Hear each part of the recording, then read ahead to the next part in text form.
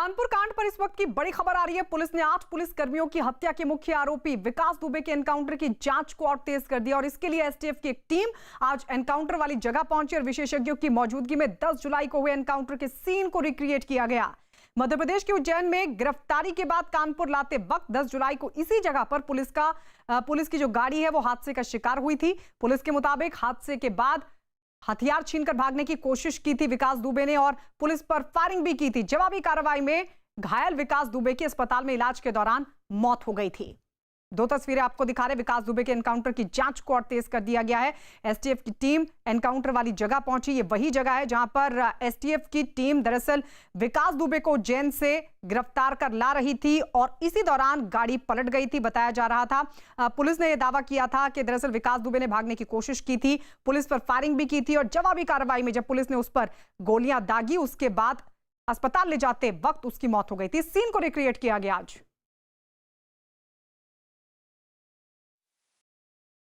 चौबेपुर थाना क्षेत्र के बिकरू गांव में दबिश देने गई पुलिस पर विकास दुबे और उसके साथियों ने फायरिंग कर दी थी। इस फायरिंग में 8 पुलिसकर्मियों की मौत हो गई थी और उसके बाद विकास दुबे वारदात को अंजाम देकर फरार हो गया था।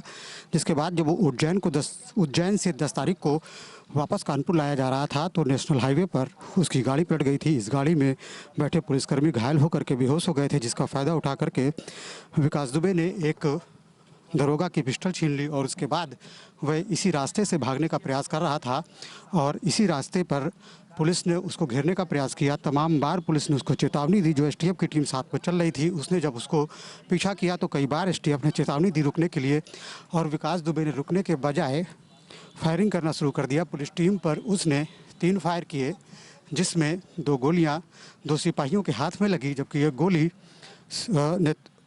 टीम को लीड कर रहे सीओ के सीने पर लगी। क्योंकि ब्लड प्रूफ जैकेट उन्होंने पहन रखी थी इसलिए उनको कोई चोट नहीं आई।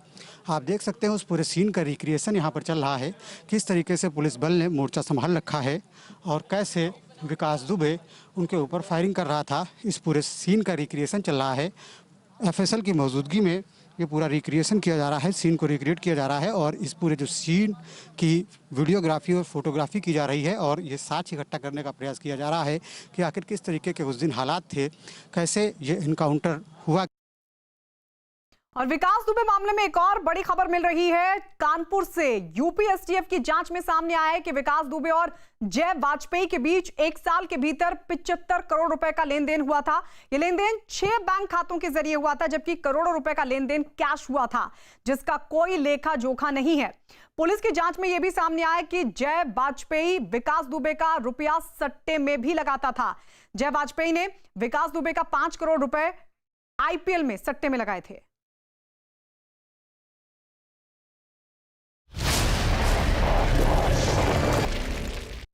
कश्मीर घाटी में सुरक्षा बल का ऑपरेशन ऑल आउट जारी है। घाटी में आग लगाने के लिए आतंकी संगठनों की खौफनाक साजिशों को नेस्तनाबूद करने के लिए सुरक्षा बल के ऑपरेशन ने आतंकियों की कमर तोड़कर रख दी है।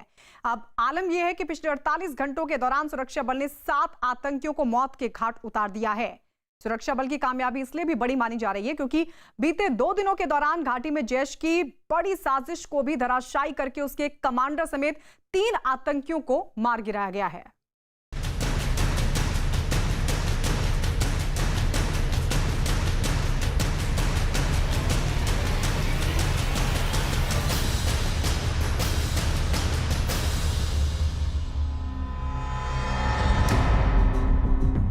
शोपियां में सुरक्षा बल के जवानों की भागती दौड़ती ये तस्वीरें कश्मीर घाटी में भारतीय सेना और पुलिस के जवानों की मुस्तैदी की गवाह हैं।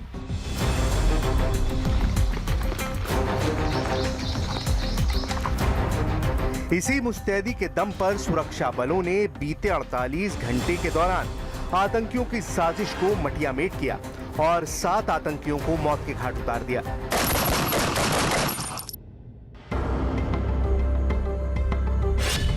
अड़तालीस घंटे में 7 आतंकियों का खात्मा।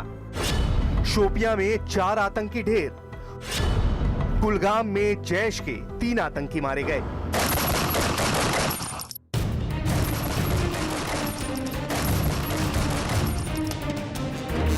जम्मू कश्मीर में आतंकवाद का खात्मा करने के लिए सुरक्षा बल का ऑपरेशन लगातार जारी है। शोपियां के अमिशपोरा इलाके में सुरक्षा बल ने गांव में छुपे आतंकियों के साथ मुठभेड़ में 4 आतंकवादियों को मार गिराया। यह एनकाउंटर शनिवार की सुबह उस वक्त शुरू हुआ जब सुरक्षा बल को अमिशपोर इलाके के एक गांव में आतंकियों के छुपे होने की खबर मिली। सुरक्षा बल ने फौरन गांव का घेरा लगाया। चारों तरफ से खुद को घिरा दे आतंकियों ने फायरिंग शुरू कर दी।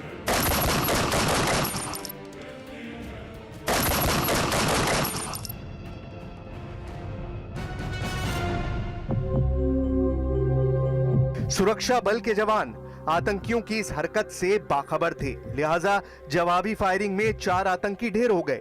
हालांकि मारे गए आतंकियों की पहचान होना अभी बाकी है,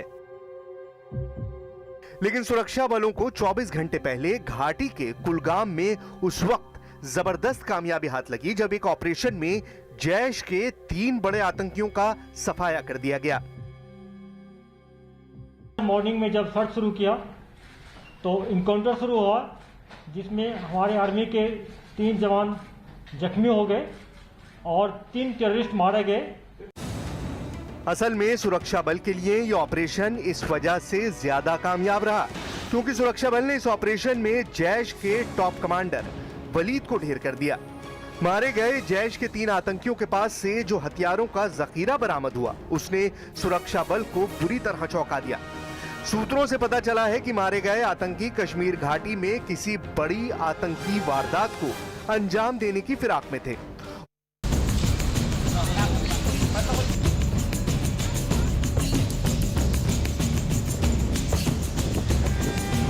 अगर ये बांध टूट गया तो बाल बच्चे कहाँ रहेंगे? कोई छोटे, सिर्फ भगवान के भरोसे हम लोग यहाँ पर जी रहे हैं।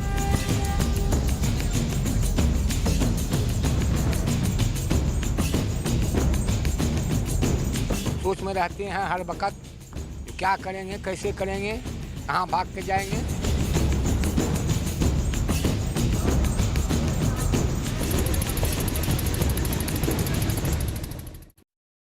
उत्तरकाशी में यमुनोत्री हाईवे पर बना पुल यमुना नदी के तेज बहाव में बह गया और इस बहाव में जब सवारियों को लादकर एक गाड़ी उस पार जा रही थी तो बीच में ही फंस गई। काफी देर तक सवारियों की जान आफत में फंसी रही और फिर आस पड़ोस के कुछ लोग वहां पहुंचे। हिम्मत दिखाकर सवारियों को बचाने के लिए पानी के बीच पहुंच गए।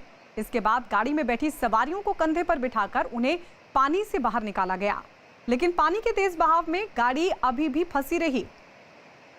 उत्तरकाशी के धारमंडल इलाके में पुल बहने के बाद अब NH 94 पर एक तरफ से दूसरी तरफ जाना बहुत मुश्किल हो गया है। हालांकि प्रशासन इस रास्ते पर फिर से पुल बनाने के काम में जुट गया है। तो किस तरीके से ये गाड़ी फंस गई थी, इसमें सवारियां भरी हुई थी, लेकिन यमुना का तेज बहाव था और इस तेज बहाव के बीच फंस गई थी ये गाड़ी। काफी देर तक जो सवारियां इसके भीतर मौजूद थी उनकी सांसें अटकी रही कि क्या उन्हें कोई बचा पाएगा या फिर नहीं, क्योंकि बहाव बहुत ज्यादा तेज था और ऐसे में बहने की, हादसे की आशंका उन्हें बनी हुई थी। लेकिन आस पड़ोस के कुछ लोग थे जिनकी नजर इन पर पड़ी और उन्होंने हिम्मत दिखाई और पानी के बीचों बीच पहुंच गए। उसके बाद इस गाड़ी से सवारियों को बाहर निकाला गया और कंधे पर लादकर उन लोगों को सुरक्षित जगह पर पहुंचाया गया। हालांकि इस सबके बीच गाड़ी काफी देर तक वहीं पर फंसी रही और अब उत्तरकाशी के धारमंडल इलाके में पुल बहने के बाद NH 94 पर एक तरफ से दूसरी तरफ जाना मुश्किल हो रहा है। उत्तराखंड की चंपावत की तस्वीर भी आपको दिखा रहे हैं। रुक रुक कर बारिश हो रही है चंपावत में और इसकी वजह से वहां नदी और बरसाती नाले उफान पर हैं और इस सब के बीच एक कार पानी के बहाव में फंसकर बहती चली गई। ये देखिए कार हम आपको दिखा रहे हैं, ये कार बहती चली गई, जिसे जब ये काफी आगे तक पहुंच गई थी तो सिर्फ छत ही इसकी दिखाई दे रही थी। कार में कोई सवार नहीं था, लेकिन कार कहां से बहते हुए आई इसका अभी तक पता नहीं चल सका है। पानी में बहकर आई कार वहां एक जगह मलबे में ही फंस गई, जिसके आसपास से पानी काफी तेजी के साथ बहता दिखाई दिया। तो पानी के तेज बहाव के बीच बहती चली गई कार, जो फिर मलबे में जाकर फंस गई। चंपावत की तस्वीर आपको दिखा रहे हैं। रुक रुक कर यहां बारिश हो रही है और ऐसे में जो नदी है, जो बरसाती नाले हैं, वो उफान पर हैं। और अब उत्तराखंड के पिथौरागढ़ की तस्वीरें आपके सामने। मुनस्यारी इलाका, भारी बारिश की वजह से यहां लोगों की मुश्किल बढ़ गई है। भारी बारिश की वजह से देखिए किस तरीके से लोगों के घरों तक जा पहुंचा है पानी और पानी के बीच लोगों का सामान तैरता हुआ दिखाई दिया। कई मकान ऐसे हैं जहां पानी भर गया है और इसके बाद घरों के अंदर रखे सामान भी पानी में तैरते हुए दिखाई दिए। कुछ जगहों से पानी ऐसे गिर रहा था मानो वहां कोई झरना हो। और बताया ये भी जा रहा है कि मुनस्यारी में कई जगहों पर भारी बारिश की वजह से सड़कों पर मलबा गिर पड़ा है और इससे रास्ते भी बंद हो गए हैं। तो मुनस्यारी जहां पर भारी बारिश की वजह से कई मकानों के भीतर जा घुसा है पानी और कई जगहों पर पानी इस तरीके से बह रहा था मानो यहां पर कोई झरना हो। कई मकान पानी की चपेट में आ गए और इससे लोगों की मुसीबत बढ़ गई। देखिए झरने की तरह किस तरीके से पानी बहता हुआ दिखाई दिया। मकानों के भीतर जा पहुंचा है पानी। लोगों के सामान तैरते हुए देखे गए। किस तरीके से यहां लोगों के लिए मुसीबत बढ़ गई है बारिश की वजह से, क्योंकि लगातार यहां बारिश हो रही है। मुनस्यारी इलाके की तस्वीर हम आपको दिखा रहे हैं। पिथौरागढ़ में है ये इलाका और यहां भारी बारिश के बीच कई मकानों में जा घुसा पानी। मकानों में पानी घुसने की वजह से घरों में रखा सामान भी तैरता हुआ दिखाई दिया। कई सड़कें ऐसे हैं जहां पर पहाड़ का मलबा गिर गया है और रास्ते बंद हैं। और अभी असम की तस्वीर आपके सामने। 33 में 25 जिले बाढ़ से बुरी तरीके से प्रभावित हैं, जबकि करीब 70 से ज्यादा लोगों की मौत हो चुकी है। बाढ़ और बारिश की वजह से असम के 25 जिलों के 40 लाख लोग प्रभावित हुए हैं। असम के चिरांग में 100 से ज्यादा गांव प्रभावित हुए हैं। हालात ये है कि हर तरफ बाढ़ का पानी भर चुका है और इसकी वजह से लोगों की परेशानी भी बढ़ गई है। कई जगहों पर रास्ते पानी में बह गए। लोगों के लिए आने जाने के लिए जो पुल बने थे वो भी टूट चुके हैं। गांव में पानी गर्दन तक पहुंच गया है और इससे डूबकर चलना भी लोगों के लिए जोखिम भरा है। खेत मकान सब पानी में डूबे दिखाई दिए। गांव में पानी ऐसे बह रहा है मानो वहां कोई नदी बह रही हो। हर तरफ पानी है और इसके बीच गांव टापू बन गए हैं। कई जगहों पर मकान पूरी तरीके से बाढ़ में डूबे दिखाई दिए। तो 25 जिले ऐसे हैं असम के जो बाढ़ से पूरी तरीके से प्रभावित हैं। 70 से ज्यादा लोगों की अभी तक मौत हो चुकी है, यानी बाढ़ से असम में 40 लाख के करीब जो आबादी है वो प्रभावित हुई है। असम के चिरांग में 100 से ज्यादा गांव बाढ़ से प्रभावित हैं। रिहायशी इलाकों की अगर बात की जाए तो पानी भरने की वजह से वहां खाने पीने का संकट भी खड़ा हो गया है। हालात को देखते हुए राहत और बचाव की टीमें भी हालांकि जगह जगह पहुंच रही हैं। जो लोग फंसे हुए हैं उनको नाव के जरिए बाहर निकालने की कोशिश भी की जा रही है, लेकिन बारिश और बाढ़ की वजह से गांव टापू में तब्दील हो गए हैं और हालात ये कि नदी और सड़क में फर्क करना भी मुश्किल हो रहा है। हालात का अंदाजा इसी बात से लगाया जा सकता है कि नाव के जरिए लोगों को निकालकर राहत शिविरों तक पहुंचाने का काम भी अब तेजी के साथ हो रहा है। कई इलाकों में गर्दन तक पानी भर गया है और लोगों के सामने अब अपने जानवरों को भी सुरक्षित रखना बड़ी चुनौती है। बहरहाल ये तस्वीरें देखिए, चिरांग की तस्वीर आपको दिखा रहे हैं और अब ये 2 तस्वीरें बाढ़ से बेहाल हो चुका है असम के 25 जिले पूरी तरीके से प्रभावित हैं बाढ़ से। 70 से ज्यादा लोगों की अब तक मौत हो चुकी है और 40 लाख के करीब आबादी प्रभावित है। दूसरी तस्वीर आपको दिखा रहे हैं, चिरांग की तस्वीर है ये, लेकिन किस तरीके से जो गांव है वो टापू में तब्दील हो चुके हैं। लोग जहां तहां फंसे हुए हैं, कोशिश कर रहे हैं खुद भी एक जगह से दूसरी जगह जाने के लिए, लेकिन काफी जोखिम भरा है और ऐसे में राहत और बचाव का काम भी तेजी के साथ अब किया जा रहा है। इस बात से आप अंदाजा लगा सकते हैं कि फिलहाल असम में किस तरीके के हालात हैं। असम में बाढ़ से हालात बहुत खराब हैं। असम के 25 जिलों में बाढ़ से 80 लाख लोग प्रभावित हो चुके हैं। ब्रह्मपुत्र नदी का पानी बढ़ने की वजह से गांव के गांव पानी में डूब चुके हैं। असम के सोनितपुर में बाढ़ में घिरे गांव टापू बन चुके हैं। जहां तक भी नजर जाएगी सिर्फ पानी ही पानी आपको दिखाई देगा। बाढ़ के पानी में फंसे लोग बेहद परेशान हैं। बाढ़ की वजह से इलाके के लोगों के सामने खाने पीने का संकट खड़ा हो गया है। खेतों में पानी भरने की वजह से सबसे ज्यादा नुकसान हुआ है किसानों को। उनकी फसलें प्रभावित हो गई हैं। असम की बाढ़ की स्थिति अभी भी नाजुक है। असम की कई जिले अभी भी ब्रह्मपुत्र की बाढ़ के चपेट में है। लाखों की संख्या में लोग अभी भी बेघर हो चुके हैं। कई गांव अभी भी बाढ़ के प्रभावित में है और मैं दिखाना चाहूँगा असम की सोनितपुर जिले की बाढ़ की तस्वीरें। सोनितपुर जिले के कई गाँव बाढ़ के प्रभावित है और शोणितपुर जिले की 30,000 करीब लोग बाढ़ के चपेट में है। कोई लोग बेघर हो चुके हैं। और मैं दिखाना चाहूँगा ये तस्वीरें, बाढ़ के तस्वीरें ये है असम के शोणितपुर जिले की बाढ़ के तस्वीरें। इस तरह से कोई गांव शोणितपुर जिले के इस तरह से बाढ़ के चपेट में है, लोग बेघर हो चुके हैं। ये देखिए आप, खेत इस तरह से नष्ट हुए, बर्बाद हो चुके हैं। और लोग अभी भी वो जो आश्रय शिविर है, रिलीफ कैंप है, उसमें रह रहे हैं। ये है असम की शोणितपुर जिले की बाढ़ की तस्वीरें। चलिए असम की एक और तस्वीर आपको दिखाई देते हैं। असम के गोलाघाट में ये काजीरंगा नेशनल पार्क है। बाढ़ की वजह से इस साल अब तक करीब 86 जानवरों की मौत हो चुकी है, जबकि राहत और बचाव के काम में लगी टीमों ने 170 से ज्यादा जानवरों की जान बचाई है। काजीरंगा नेशनल पार्क पूरी तरीके से पानी में डूबा हुआ दिखाई दे रहा है। जहां भी आप नजर दौड़ाएंगे सिर्फ आपको पानी ही पानी दिखाई देगा। बाढ़ की वजह से काजीरंगा नेशनल पार्क में जानवरों तक खाना पहुंचाना अब मुश्किल हो रहा है। नेशनल पार्क में बाढ़ की वजह से 86 जानवरों की मौत हुई है, जिनमें 5 गैंडे भी शामिल हैं। नेशनल पार्क के अंदर जानवर गर्दन तक पानी में डूबे दिखाई दिए। जानवरों के झुंड ऊंचे इलाकों में जाते हुए भी देखे गए। 2 तस्वीर हम आपको दिखा रहे हैं। काजीरंगा नेशनल पार्क, अब तक 86 जानवरों की मौत की खबर है। 170 के करीब जानवर बचाए जा चुके हैं, जिनमें गैंडे भी शामिल हैं। लेकिन किस तरीके के हालात हैं नेशनल पार्क में, आप देखकर अंदाजा लगा सकते हैं कि जानवर भी अब पानी से जूझ रहे हैं। उनके लिए भी मुश्किल खड़ी हो गई है। और सबसे बड़ी बात यह कि अब उन तक खाना पहुंचाना भी मुश्किल हो रहा है।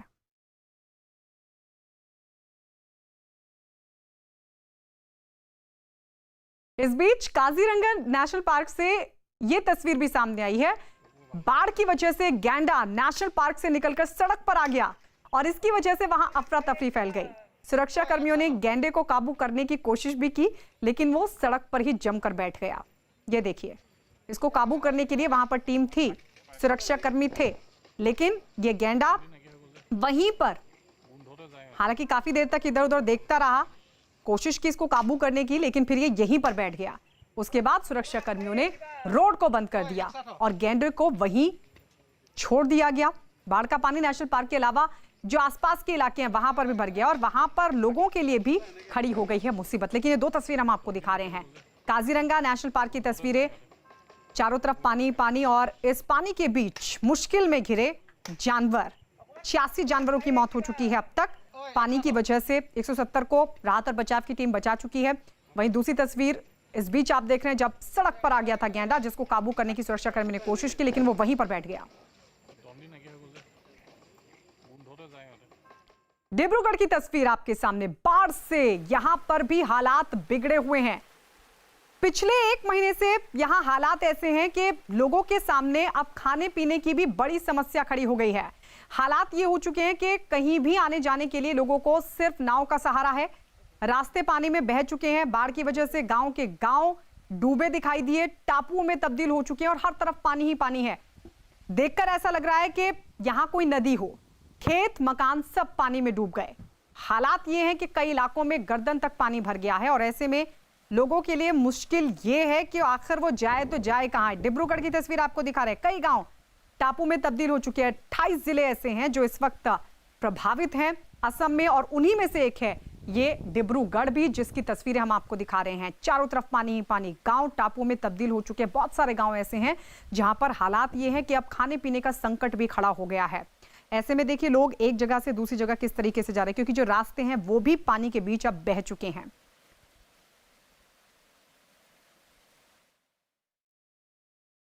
असल में नेपाल में भारी बारिश की वजह से बिहार के सहरसा की तस्वीर भी आपको दिखा रहे हैं, जहां पर कोसी नदी उफान पर है और इसकी वजह से बाढ़ के हालात हैं। यहां सहरसा के पहाड़पुर गांव में पानी बढ़ने की वजह से लोगों की मुश्किलें भी लगातार बढ़ रही हैं। बांध में कटान हो गया तो पूरा इलाका पानी में डूब सकता है, ये संभावना बनी हुई है। लिहाजा हालात को देखते हुए इलाके के जो लोग हैं उन्होंने कटान से बचने के लिए नदी के किनारे रेत में भरी बोरियां लगा दी हैं। मशीनों की मदद से ये बड़े बड़े पत्थर भी कटान से बचाने के लिए लगा दिए गए हैं।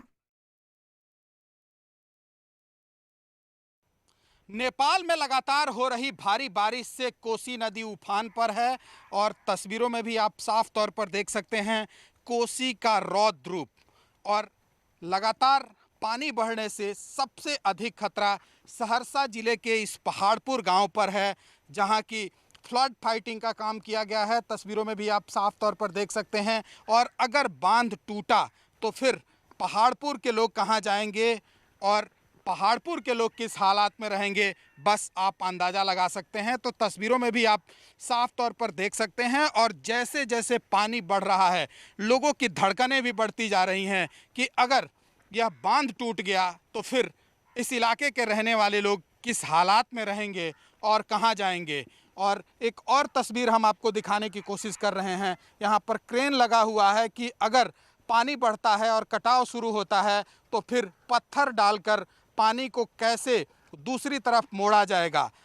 लेकिन जैसे जैसे पानी बढ़ रहा है, लोगों की परेशानियां भी बढ़ रही हैं और साथ ही लोगों की धड़कनें भी बढ़ रही हैं कि पानी बढ़ा और बांध टूटा तो फिर इस इलाके के लोग किस हालात में रहेंगे और कहां जाएंगे। पानी लगातार बढ़ रहा है और अगर ये बांध टूट गया तो फिर क्या होगा? सर, हम लोग का तो फिर बुरा हाल हो जाएगा कि इधर हम लोग जो है स्पोर पर बसे हुए हैं, पानी हम लोग के साइड में है और हम लोग जो है इसमें इस तरह से जी रहे हैं कि लग रहा है कि हम लोग इंसानियत की तरह नहीं जी रहे हैं। बहुत गम के साथ जीते हैं कि नदी हम लोग को कब क्या कर दे, इसका कोई ठिकाना नहीं है। लेकिन सरकार मदद जो करना चाहिए वो नहीं कर रहा है। फिर भी मदद हम लोग का इतना हो रहा है कि हम लोग ये सोच रहे हैं कि नहीं, हम लोग का कुछ बचो हो जाएगा। इस तरह से हम लोग जी रहे हैं सर। सिर्फ सहरसा ने नहीं बल्कि बिहार के कई इलाकों में नेपाल में भारी बारिश की वजह से बाढ़ जैसे हालात हैं। दरभंगा की अगर बात की जाए तो यहाँ बागमती नदी के उफान पर होने की वजह से कई इलाकों में पानी भर गया है और इससे वहां रहने वाले लोगों की मुश्किलें बढ़ गई हैं। हालात ये हैं कि वहां कई गांव टापू बन चुके हैं, जहां तक भी नजर जाएगी सिर्फ पानी ही पानी दिखाई देगा। ये स्कूल जहां भी जा पहुंचा है पानी, स्कूल भी पानी में डूबा हुआ दिखाई दिया। लोगों के सामने खाने पीने की परेशानी तो है ही, एक जगह से दूसरी जगह जाना भी अब दुर्भर हो रहा है।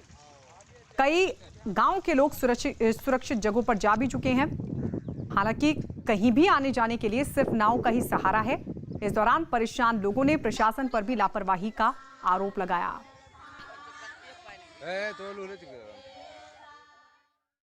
बिहार के दरभंगा में बाढ़ की वजह से 2 जगहों पर तटबंध टूट गया और इसकी वजह से कई गांव में पानी भर गया। गांव में पानी भरने के बाद ऐसा लगा मानो वहां कोई नदी बह रही हो। हर तरफ पानी ही पानी दिखाई दे रहा है। खेत मकान सब पानी में डूब गए। इस दौरान गांव के कुछ लोग गर्दन तक पानी में डूबकर चलने को मजबूर भी दिखाई दिए। खेतों में पानी भरने से लोगों की परेशानी और भी ज्यादा बढ़ गई है।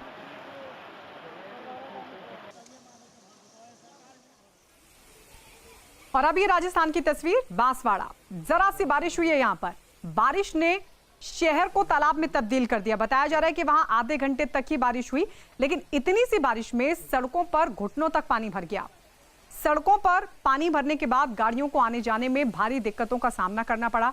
हालांकि बारिश की वजह से कई दिनों से जारी गर्मी और उमस से लोगों को राहत मिली, लेकिन पानी भर जाने के बाद वहां रहने वाले लोगों को परेशानी का सामना भी करना पड़ा।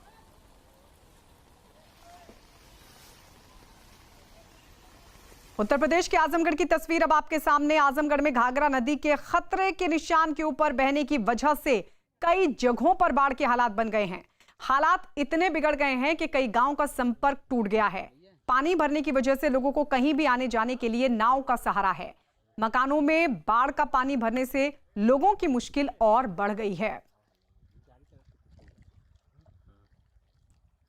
और अब ये तस्वीर आपको दिखाने जा रहे हैं छत्तीसगढ़ के बालोदा बाजार में किस तरीके से महानदी के उफान पर होने की वजह से तेजी से बहता पानी नदी से कुछ ऊंचाई पर बनी सड़क तक जा पहुंचा, जिससे ये रास्ता पूरी तरह पानी में डूब गया। लेकिन इसके बावजूद लोग जान जोखिम में डालकर पानी के तेज बहाव के बीच सड़क बाइक साइकिल गाड़ी के जरिए सड़क पार करते नजर आए।